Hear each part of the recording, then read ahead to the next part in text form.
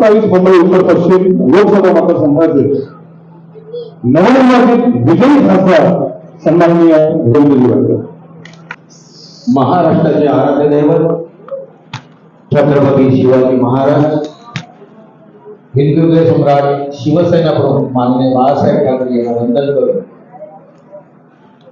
महायुतीचे सर्व शिल्पकार नरेंद्र मोदीजी, एकनाथजी शिंदे या महाराष्ट्राचे मुख्यमंत्री, या महाराष्ट्राचे उपमुख्यमंत्री देवेंद्रजी फडणवीस, अजित पवार, श्री जानकरजी, आठवलेजी, राजसाहेब, प्रथम मी राजसाहेब यांच्या वाढदिवसानिमित्त आपल्या लोकसभेच्या वतीने त्यांना लाख लाख शुभेच्छा देतो. त्याचप्रमाणे अमराईचा देखील वाढदिवस आहे, त्याला देखील लाख लाख शुभेच्छा.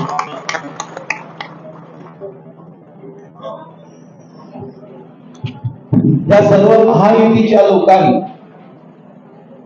प्रमुख पदाधिकाऱ्यांनी, मुख्य लोकांनी तिकीट द्यायचं हे मला नक्की केलं होतं आणि 1 तारखेला हे तिकीट डिक्लेअर झालं. 1 तारखेला तिकीट डिक्लेअर झाल्यानंतर आपण 3 तारखेला फॉर्म भरला. मेच्या 1 तारखेला 3 तारखेपासून फॉर्म भरला. 5 तारखेला आपला फॉर्म 25 झाला. 5 ते 18 झाले, 13 दिवसाचा कालखंड. आणि या 13 दिवसाच्या कालखंडामध्ये आपल्याला प्रचार करायचा होता. Goregaon east west, Jogeshwari east west आणि अंधेरी ईस्ट वेस्ट आणि अशा या 6 विधानसभेमध्ये 17 लाख वोटर्स, पॉप्युलेशन तर खूपच, पण 17 लाख वोटर्स मध्ये आपल्याला प्रचार करायचा होता. आपल्याकडे दिवस 13, 6 विधानसभा म्हटलं तर 2-2 दिवस मिळणार आणि या 2 दिवसामध्ये 41 नगरसेवक, या लोकसभेमध्ये 41 नगरसेवक, आता 41 नगरसेवकांपर्यंत 13 दिवसामध्ये किंवा 12 दिवसामध्ये पोहोचायचं अशक्य काम होतं. परंतु महायुतीचे जेवढे कार्यकर्ते होते हे कामाला लागले आणि त्यांनी मला हे पाहिलं की माझ्या बरोबर असलेले माझे सर्व सहकारी, माझे हात पाय हे सर्व माझ्या बरोबर नव्हते, परंतु माझ्या बरोबर पहिल्या स्टेजला आपल्याबरोबर म्हणजे माझी मिसेस, माझ्या 2 मुली, सावंतताई, प्रियंका आंबोळकर, कटले असतील, ही जवळची माणसं, पूजा आणि दुसरी प्रियंका पेडणेकर, ती एवढीच माणसं माझ्या बरोबर बोलणारे, म्हणजे अशी 10 माणसं, शोधून 10 माणसं. आता या 10 माणसांबरोबर अनुभवाला काही नाही, परंतु आज देखील मी पाहतोय यामध्ये 10% माणसं ही जुनी असतील, परंतु 90% माणसं ही नवीन आहे आणि माणसं जोडायला शिकली पाहिजे. माणसं जोडायला शिकणं हे बरोबर आहे, त्यामुळे जोडणं हे महत्त्वाचं. पहिला देखील मी क्रिएटिव्ह होतो. ज्या वेळेला 92 साली मला नगरसेवकाचं पद दिलं, त्यावेळेला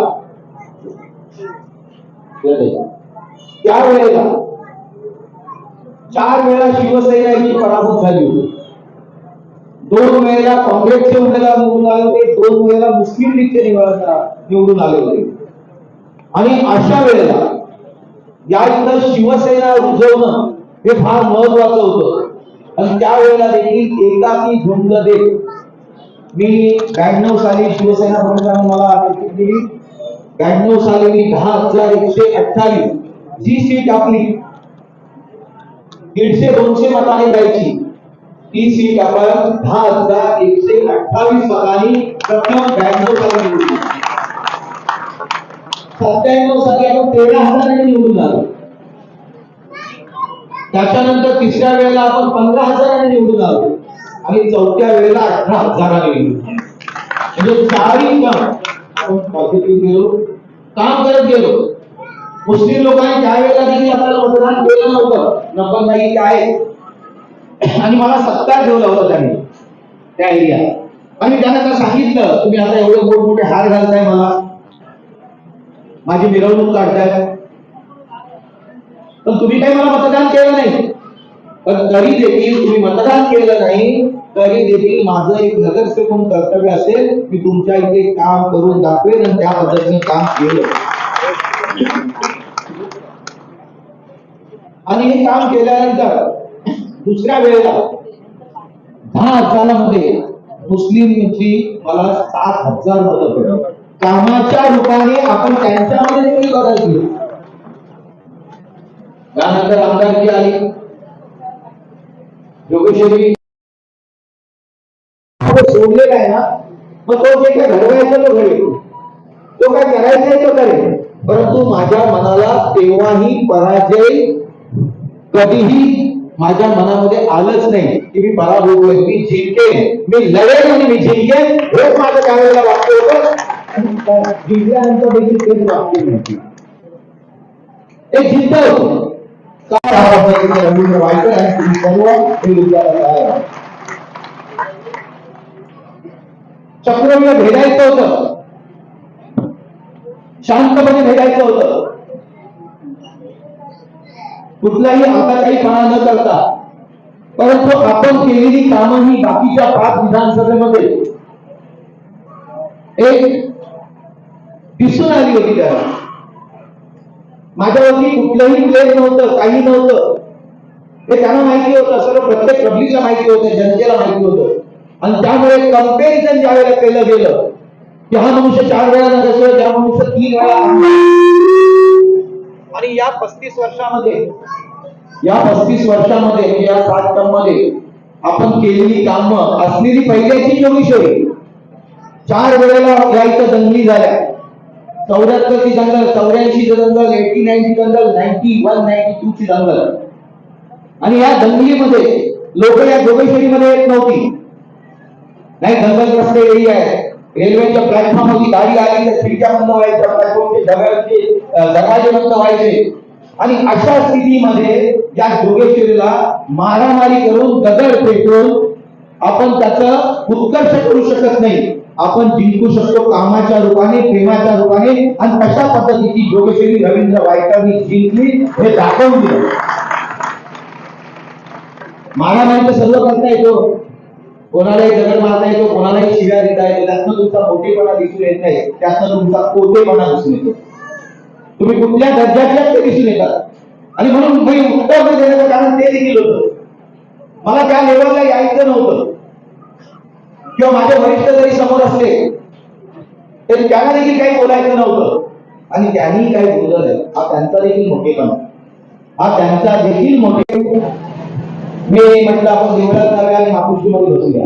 आम्ही देवळात गेलो, घरी गेले, त्याला बाहेर म्हटलं आम्ही या ठिकाणी बसतो. पहिले 8 राऊंड आपण प्लस होतो, परंतु दुसऱ्या तिसऱ्या राऊंडला निगेटिव्ह दाखवायला लागले. आतमध्ये काउंटिंग चाललेली आहे, परंतु ह्यांचा निगेटिव्हपणा हा चालू होता. 8 राऊंड झाल्यानंतर मुस्लिम एरियाची प्रॉफिट तुटली आणि वन साइड आपल्याला 0 तिकडे पूर्ण, आपल्याला 1 तिकडे पूर्ण, आपल्याला 2 तिकडे पूर्ण. का असं केलं तरी मला माहित नाही, कशासाठी केलं मला माहित नाही, पण हे चुकीचं आहे. हा हिंदुस्थान आहे, हा एक देश आहे, यामध्ये हिंदू, मुस्लिम, ख्रिश्चन, शीख, ईसाई जे काही आहे ते एक आहे. मग यावेळेला असं का केलं त्यांनी, याचं आत्मीकरण त्यांनी देखील करायला पाहिजे. जो मनुष्य आपल्याला कामाला येतो, जो मनुष्य कामाला येणार आहे, जो मनुष्य कसा आहे ते कळतंय, तरी देखील असं का, हे आत्मपरीक्षण त्यांनी करणं गरजेचं. कोणी पंतप्रधान इथे येणार नव्हते किंवा दुसऱ्या पक्षाचे मुख्य जरी त्यांना तुम्ही मतदान केलं ते देखील तुमच्या वेळेला येणार नव्हते. येणार होतं तुमच्या घरातला मनुष्य तुमच्या कामाला येणार होता, हे तुम्ही कसं विचारलं. हा हे येणार होतं, हे येणार होतं, काम करायला हे येणार होतं. मग का तुम्ही आत्मपरीक्षण केलं नाही, का तुम्ही विचार केला नाही, हा प्रश्न आमच्या समोर येतो. आणि हे आत्मपरीक्षण करणं हे गरजेचं आहे. आपण सर्व एक आहोत, या हिंदुस्थानमध्ये राहतो ते आपण सर्व एक आहोत, हा विचार आपण का करत नाही. कोणाला सांगितलं नाही मुस्लिम इथे राहणार नाही, जा नाही जाऊ शकत, हिंदूला सांगितलं हिंदूला नाही जाऊ शकत, सिखना सांगितलं जा तुम्ही नाही. हा सार्वभौम्य देश आहे, भारत देश आहे, हा एक आहे. हे काय तुम्ही समजत. प्रत्येक व्यक्तीचे विचार वेगळे असतील, पण तुम्ही काय विचार वेगळे होता. तुम्ही तुमचे विचार बिघडू नका, त्याचं आत्मपरीक्षण करा. आणि त्या पद्धतीने 8 राऊंड झाले, 9 झाले, 10 झाले, 11 झाले, 14 राऊंड आपण थोडेसे मागे पडलो. कारण मुस्लिम विभाग आला, तो विभाग आला, तिथून ते वर गेले. नंतर पुन्हा आपल्याला गोरेगाव आला. आणि 20व्या राऊंडला जवळजवळ 5:41 वाजता टीव्हीच्या चॅनलवरती आलं की 2200 ने विजय झाले समोर. आणि 2200 ने विजय झाल्यामुळे एक तास अजून मतदान बाकी आहे. 26 राऊंड अजून होते. म्हणजे गोरेगावचे 6, काही 23 राऊंड होते, काही 22 होते, काही 26 होते, ते बाकी आहे. आणि डिक्लेअर कसं केलं, बाहेर ढोल वाजायला लागले, गुलाब वाजायला लागले, गुलाब उधळायला लागले. आणि मग मी इथून म्हटलं की मला आपण जाऊया, इथे लोक थांबूया, आपण जाऊया तिथे. आणि मग मी तिथे गेलो. मी गेलो 5:41 टीव्हीला आल्यानंतर आमच्या काही लोकांनी फोन केला, त्याला तुम्ही असं कसं देता, 1 लाख मतदान मोजायचंय, तुम्ही असं कसं बोलता. ते म्हणतात सर्वांनी दिलं म्हणून आम्ही दिलं, हे चुकीचं आहे म्हटलं. आणि आम्ही दोघे जवळजवळ 6 वाजता आतमध्ये गेलो. सकाळपासून 20 उमेदवार होते, 21 उमेदवार मी इथे. तुमचे पोलिंग एजंट सर्व त्यांनी घेतले केलेले. इलेक्शनची यंत्रणा तिथे, पोलीस तिथे, कॅमेरे तिथे. सकाळी 8 वाजता मी जेव्हा माहिती घेतली की 8 वाजता बॅलेट पेपर जे पोलिसांच्या माध्यमातून, शिक्षकांच्या माध्यमातून जे बॅलेट पेपर जातात ते 8 वाजता नोंदणी झाली आहे, सकाळी 8 वाजता. त्याच्यामध्ये 1500 मत, 1500 एकाला आणि 1550 मत आपल्याला. हे कधी डिक्लेअर झाले, सकाळी 8 वाजता. त्याच्यामध्ये 112 मतही कंगळी झाली, काही सही केली होती, काही डबल शिक्के मारले होते, हटवले होते. ते त्या वेळेला ठरलेलं होतं. मग दुसरं काय होतं, त्यांची टोटल कशी होती. आणि मग तुमचा ईव्हीएम मशीन ज्या वेळेला तुम्ही काढल्या, त्या ईव्हीएम मशीनच्या माध्यमातून एक मोजणी झाली. त्याच्यामध्ये वर खाली जे 2020च्या बॅच होता तुम्ही पाहिल्या सर्वांनी. एकदम लोकांचं जीव भांड्यात पडायचं, मग देव पाण्यात ठेवायचे, कोण आणखी बोलायचं. फेसबुकच्या माध्यमातून पाहत होतो, लोक म्हणायचे एक मताने तरी एका मताने तरी व्हायचं जिंकून येऊन हे सर्व चाललं होतं. तर तिकडे गुलाब उधळला चालला होता. आणि ज्या पद्धतीने एका मताने समोरची व्यक्ती हे पुढे आले. आणि ज्या वेळेला A+B केलं जातं, म्हणजे बॅलेट पेपर आणि हे ईव्हीएम, आणि त्या पद्धतीने तिथे आपण जवळजवळ 49 मतांनी तिथे होतो. आणि ते एक मत जास्त असं म्हणून 48 मतांनी जे टीव्हीच्या समोर, कॅमेऱ्याच्या समोर, एवढ्या पोलीस स्टेशनच्या समोर हे जर समोर आलं, त्यांना लगेच झाला की घोटाळा झाला, रेडीचा डाव सुरू झाला. अरे एवढी यंत्रणा पूर्ण हिंदुस्थान मध्ये सगळं होत आहे आणि फक्त इथे घोटाळा होतोय. काय रेडीचा डाव आहे ते कळलं नाही. काय काय तुम्हाला तिथे मोबाईल तर सर्वांनी गेले होते आतमध्ये. काढा तुम्ही गावात रिपोर्ट काढा, मग तुम्हाला कळेल किती जणांकडे मोबाईल आहे, किती कोण नाही नेत. मला सांगा तुम्ही लढवलेले आहे, तुम्ही लढवलेले आहे, बरोबर आहे ना. त्यात काय एवढं तो कायदा 188 ज्यामुळे कायदा तुम्ही घेतला नाही तर तुम्हाला 500 रुपये दंड होतो. पण त्याचा एवढा अनुभव केला की बसले बस मोबाईलच्या माध्यमातून मत चेंज केली. आणि कसे चेंज होतात, आतमध्ये कोणाकडेच मोबाईल नाही, जो होता त्या अधिकाऱ्याचा घेऊन त्या कोणी काय त्यांना बोलायचं होतं, कोणी ते बोललं ते. त्याचा नाही असं इलेक्शनच्या काउंटिंगचा काय संबंध. पण गडीचा डाव सगळं चालू होता. मग पेपरला आपलंच पेपर द्या पाहिजे, टीव्ही आल्यानं द्या. तर टीव्ही नाही त्यावेळेला पहिल्या दिवशी घेऊन टाकलं होतं.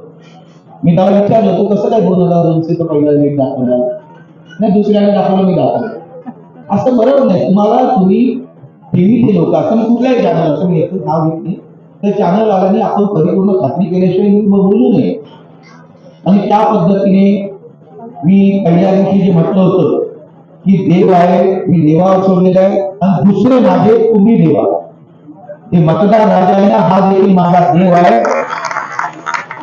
मी जाणे या पद्धतीने मतदान केलं. आणि तुम्ही 48 मत बघू नका, 2,60,000चा पहिला 5 वर्षाचा, त्याच्या अगोदरचा 5 वर्षाचा लीड बघा. तुम्हाला असलेला निधीचा उपयोग बघा, तुमच्याकडे असलेली फायनान्शियल ताकद बघा. तो 2,60,000चा लीड 4,52,000 आपल्याला मतं पडले. ही 4,52,000 मतं देणारी तुम्ही आहात. तुम्ही आहे. आणि त्यामुळे कोण ही तोडणं ते 4 लाख 4.5 लाख हे काउंट कोण करणार? एका आकर्षाचा पडली 48 मतं पडली. मग ती 4,52,000 मतं ही तुम्ही दिली आहेत ना? दिली की नाही सांगा तुम्ही लोकांनी, का नाही दिली?